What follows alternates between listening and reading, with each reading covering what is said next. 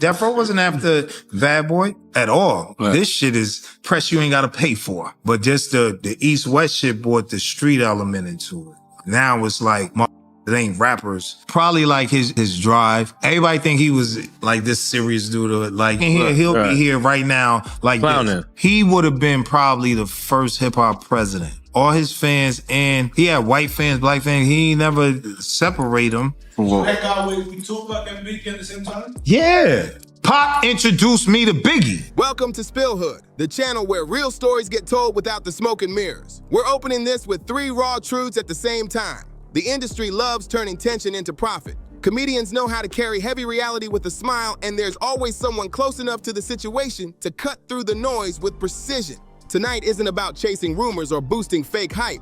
We're repairing the timeline and putting things in their real order, not building myths to sell headlines. We're slowing the tape down and walking through these relationships with the lights turned all the way on. Same rooms, same players, but now you'll see the corners, the quiet decisions, the late night calls nobody posted online. We came from Puerto Rich. Hip-hop was built off battles. But like I said, hip-hop didn't take out Pac and Big. It was that media put that heat on it, East Coast, West Coast, just bidding hip-hop against hip. These are the moments that never made flyers and never hit promo banners. When the cameras wanted chaos, the people who truly cared chose details over disrespect, strategy over shouting, and facts over drama. That's what you're about to hear. Not a prettier story, but the truth in the right sequence. We're looking at receipts instead of rumors. Real calls next to real consequences, and jokes left exactly where they happened because laughter is the part the legends always polish away.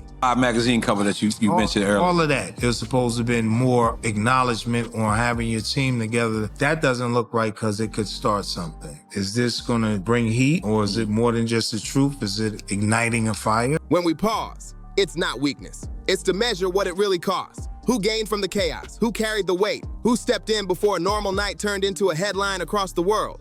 Watch the discipline and the silence that was intentional. That's not fear. That's loyalty. That's respect. That's code. It's how you protect names when they can't defend themselves, and how you carry a friend without turning them into a marketing tool. If you came looking for some quick verdict or a dramatic punchline, you might feel impatient for a second. But stay locked in, because once this timeline snaps back into the right order, all those loud opinions online are gonna feel tiny and useless. Take a breath and ride with us. We're keeping this steady, keeping it in real sequence, and keeping the camera wide enough so you see everybody's incentive. Not some edited up movie plot designed to sell outrage. No costumes here, no cartoon villains, just real rooms, real choices, and the truth delivered smooth without needing to scream. I was social media back then. Black Beat, Rap Masters, Yep. all Ego Trip. stores. I was the first cover of that Vibe magazine. In the middle of a shot, they said, turn, look at the camera, and I took it with my shirt. You'll feel the difference once everything lines up. Here's the real thesis. Culture didn't tear these people apart. Money and incentives did. When starting a coast-to-coast divide pays better than clarity, Nuance gets kicked out fast. And the loudest angle wins the check while the truth sits in the back. He refused to play the easy villain versus perfect saint storyline because accuracy costs more, but it lasts way longer and leaves real respect on the table. So we're keeping the lens exactly where it belongs. On real people and real decisions, not flashy catchphrases. Back in the 90s, optics were everything. Every pose was strategy. The question wasn't, is it true? The question was, what will this image do to the whole room? Mad at him, neither. Let's say Pac, 24-year-old. No. 24 with a Twitter? No. They would have deleted his account. Baby Black Panther, he ran, Silence wasn't weakness, it was precision. Say less, mean more, and never hand your story to people who flip it in debate. Before algorithms, editors played the same game. Attention loves sharp edges. The real craft is telling the truth without turning the world into knives. The joke about the Twitter crowd hits because it's real. These platforms punish anyone who's too electric, too honest, too unpredictable. And Pac was never built small. He moved like a full storm. Loud heart, loud purpose, never halfway. The people still defending his name carry that same charge, and they're not dialing it down for anybody. It's always details over daggers. Turning down fast money just to keep a story clean isn't performance. It's principle, loyalty, and respect. Same party, Pac was like, yo, Pac, like, I want to do a song with a boom, boom, boom. Yo, they tried to pay me to do a part of a documentary to talk about this, and I didn't take it. Okay. But I'll talk to you. Once a rumor hits daylight, there's no edit button, no cleanup team, no second draft. He guards the timeline because the timeline guards real lives, real families, and real consequences that echo way past the headlines. Names map the whole room. That fast back and forth joking is how you check the pressure in the building. Who's solid, who's shaky, who's pretending confidence, and who's real enough to laugh without breaking. Those little nicknames are breadcrumbs leading straight to the floor where real decisions got made in real time with no script and no warning. Pictures seem harmless till they get swallowed by archives. Years later, strangers rewrite captions, don't know the context, and suddenly the same photo becomes proof of a story that never happened. Get the order right, and all those hot takes freeze instantly. He could spin this into views, into trending tabs, into big clicks, but he won't. He owns the messy part, places it where it belongs, and keeps stepping forward. Right, yeah. Tiny. Oh, she called you tiny? Oh, I respect that. Trigger, tiny trigger, either or. Okay, She could've- yeah. Okay. That's real grown man storytelling. No theatrics, no trophy hunting, no fake hero arcs. Loyalty has a price and it's paid in routes taken, doors guarded and nights rerouted before they turn loud. This is logistics, not legend. Real strategy on how to love two people that the crowd keeps trying to throw into opposite corners while refusing to let outsiders write the ending. Speed, status, blocks where everything can flip at a red light. No theories, just live physics. Real stakes, real heat. The glue holding all of this together is receipts and accountability, not myth-making or engineered legends. That's the hard truth. This cycle eats its own, trained by systems that profit every time somebody breaks. Two truths can exist at the same time. You can mourn one friend and protect another without lying for either. Refusing to play the hero versus villain script is the entire point. Pop, this fake, this pop. No, let's take this picture. Back then it was like Polaroids and shit. That was like a Polaroid, so that ain't AI. The story stays wide enough for both men to stand in it without shrinking one to glorify the other.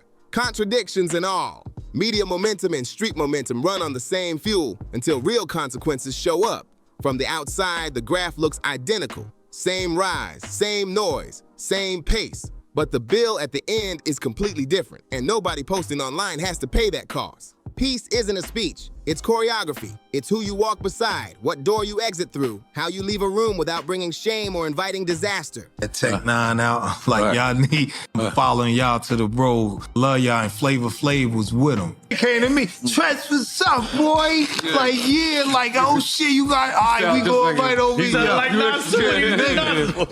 Like hip hop, we were different, a breed of brotherhood. Yeah. Those moves don't go viral, but they save nights. Sometimes they save lives. Real competition didn't require destruction. Crews built catalogs, sharpened each other, then toasted after the show. A whole chapter of history the algorithm ignores because it isn't violent enough to trend. But that's how the scene stayed fertile and respectful. Now, say the real names and the scaffolding snaps back into place, and suddenly the room grows bigger than the rumors trying to control it. When hip-hop is making real money. That sound right. The music of hip-hop, the rappers in hip-hop, so now there's a disconnect between the culture and the music. And then the rappers are not paying homage anymore like they used to the OGs. Memory isn't nostalgia, it's maintenance. It keeps balance when everything starts to wobble. Homage isn't hazing. It's tuning the engine so the next generation inherits more than headlines. He knows which rituals keep the air breathable and which performances choke the whole building. That whiplash joke, it's real history. That was the 90s for real. 1 minute everybody's laughing, and the next everybody's quietly calculating exits and checking who's standing where. It's never been, your kids up until a certain age, like when them motherfuckers back, they know you could just say, what the f, and they shit on themselves. You know what I mean? If you touch me, I'm calling the cops, ma. I told you, well, you know what? Pack your one bag because you going to the fire department. I'm not dropping your ass off. Restraint wasn't weakness back then. It was technique, survival, and lessons learned the hardest way possible. Proximity beats propaganda every time.